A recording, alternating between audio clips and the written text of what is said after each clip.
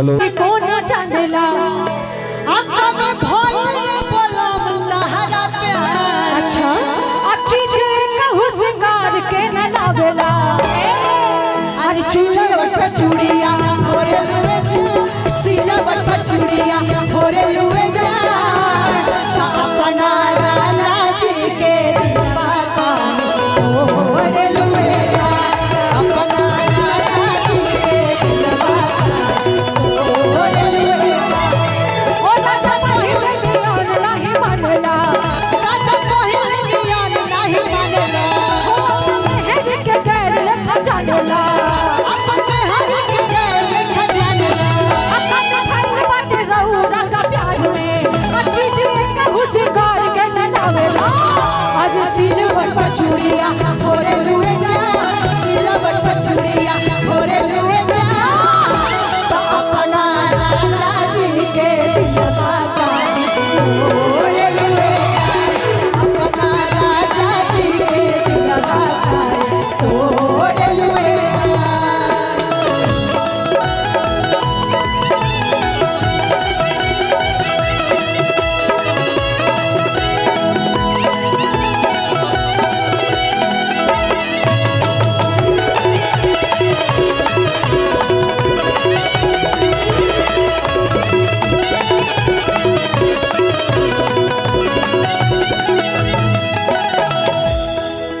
लेकिन यही में ठंडा के दिन बा आ माही जी ने घर भौजी बाड़ी नु। अच्छा हाँ हाँ कर लीजिए। हैदर अली टाइगर से आ गए मंच पे, आपका स्वागत है। मैं बहुत समय नहीं लूंगा।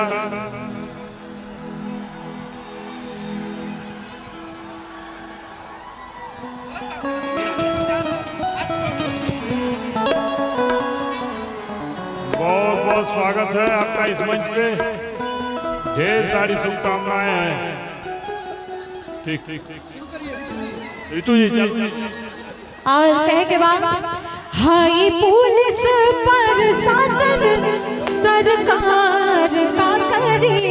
जानते हैं ये किसके लिए गाना है? हम हिमांशु भैया, हिमांशु भैया, हिमांशु भैया इधर आ जाइए भैया। हिमांशु भैया थोड़ा सा इधर आ जाइए। आपके लिए कहना है एक लाइन आपके लिए कि हाई पुलिस प्रशासन सरकार का करी। हमर भैया रंगदार ताजवार का करी, हमर भैया रंगदार ताजवार का करी। हाई पुलिस प्रशासन सरकार का करी। हाई पुलिस प्रशासन सरकार का करी। भैया भैया हमारे भैया रंगदार नहीं है, हमारे भैया दिलदार हैं। हाँ बिल्कुल हमारे भैया दिलदार ताजवार का करी। भैया दिलदार ताजवार का करी। यही में हम कह कि घर घर के जनुआ हमारे हेलो भैया भैया हेलो भैया भैया हिमांशु भैया ये देखिए भीड़ को कंट्रोल करवाइए भैया, नहीं तो सारा सिस्टम रद्द हो जाएगा। देखिए आप लोग सीसीटीवी फुटेज के नजर में जो भी ऊपर वाले लोग हैं उनके ऊपर कड़ी कार्रवाई की जाएगी। सीधी सी बात आप लोग सुन लीजिए। आप लोग यहाँ मनोरंजन करने के लिए आए, मनोरंजन का जो है सारा कुछ आप लाभ उठाइए।